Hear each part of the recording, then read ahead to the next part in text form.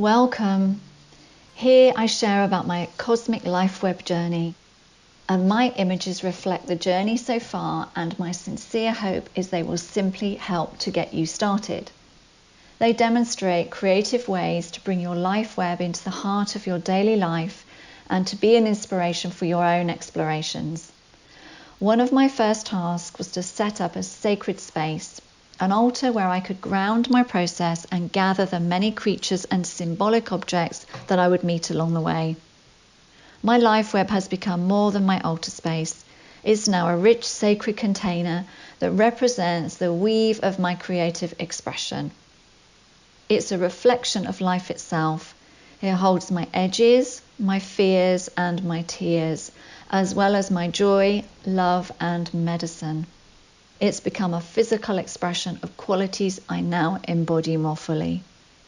So I'd like to cover a couple of questions, but first I will start on a practical note. You'll see that I've been experimenting with the foundational resources that we've provided here in the course. As Rosie mentioned, there are PDF documents containing these images for you to print out. At the start, they really helped me to get my process grounded. So if you're unsure of where to begin, then start with these. You'll see I printed out the life web and the tree that represent the three realms. I printed them in different sizes to explore what would work best for me given the flexibility I needed. So let me explain a little more about this.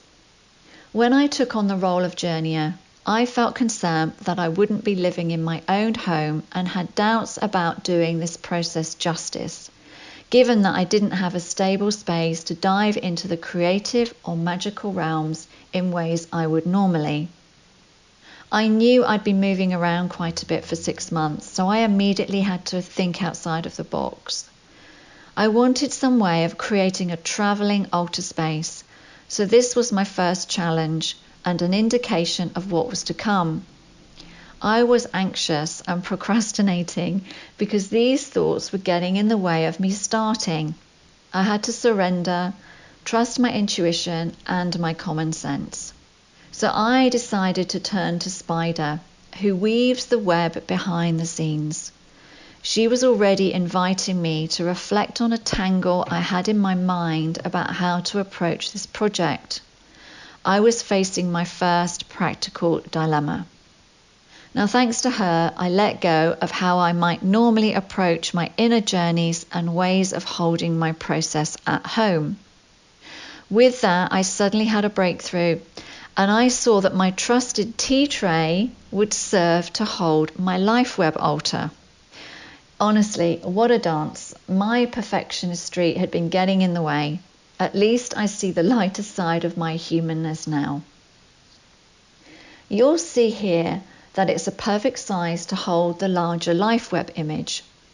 I went off to a local store to get the life web and the tree printed in A3S size. Now A3S is the UK paper size dimension I used. I'm sharing this little detail because I figured out it was a great size to hold all of the gorgeous animal images that Rosie has illustrated. If you wish to have this size for the images to fit nicely, then be sure to check out the equivalent size in your country. Now, having this tray enabled me to move it from place to place easily. I took it in my car, on vacation, out into nature, into the garden, and it's also been on several retreats with me. And as mentioned, I had to be super practical, agile and efficient with my time. I stayed in 4 different homes, and it's travelled on a long road trip from the south of England back to my home in the northeast of Scotland. So if you have a busy lifestyle or you travel a lot, you may also wish to find dynamic solutions to keep your life web well nourished.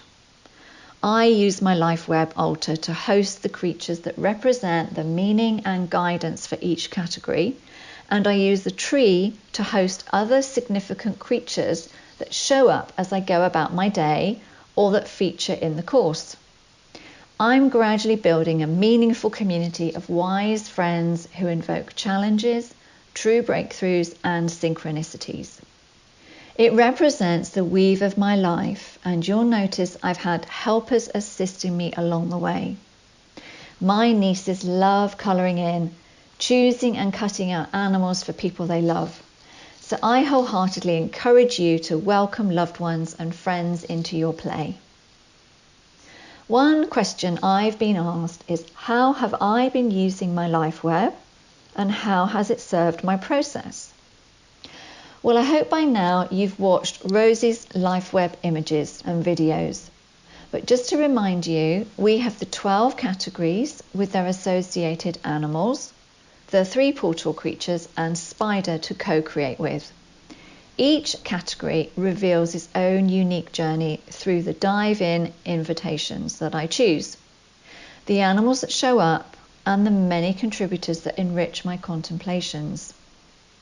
When I begin exploring a new category and its habitat, one of my rituals is to cut out the category creatures, and whilst doing this, I often listen to the relevant Richard or Rosie transmissions. Now, doing this helps me connect to the wisdom of the category and familiarise myself with the creatures that inhabit the realm. One thing to remember is that when I began, the course was not formed online, so you now have many more choices to guide you in. But even so, I recommend this simple little process because it helps me to connect to all the different creatures present in the category.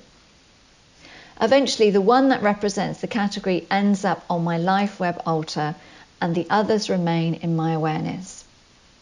I've also enjoyed colouring in the cosmic life web and the tree once the creature is known to me. It's a creative way for me to mark my progress as I move through the categories.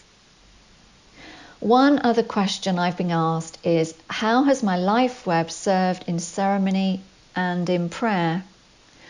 Well, I have a tender example to share here. As I transitioned from the changers into the unifiers, my dear aunt sadly died.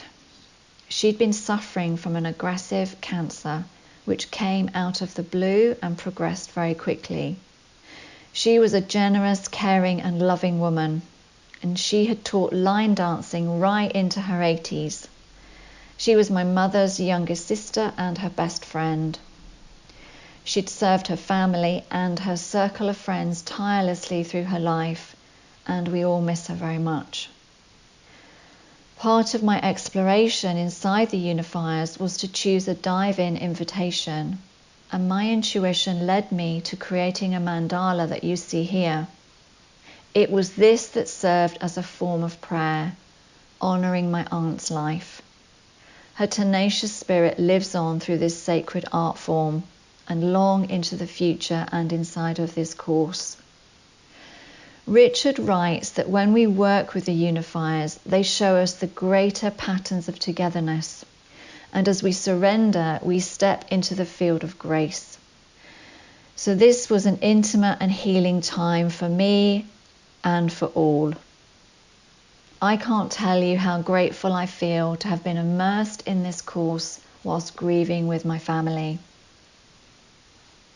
And now I have one final example from the laughers category to share with you. Now Puffin, who always brings a smile to me, came to guide me into the glorious innocence of my inner child and my playful spirit. The laughers are here to remind us that we laugh because we love, even in times of deep suffering and grief. And my laughter journey came straight off the back of the unifiers. It really took me into the heart of story and into my own storytelling nature. As I took on the challenge, I met aspects of my nature that were long forgotten. My spontaneous expression was buried under beliefs and thoughts that stifled my flow. Now, once again, this journey became a family affair and was a lot of fun. So here we have it, a short review of my life web journey so far. There's more to come, but for now, I look forward to hearing about your journeys, witnessing your creative expressions, and meeting you as our magical Dream Art community grows.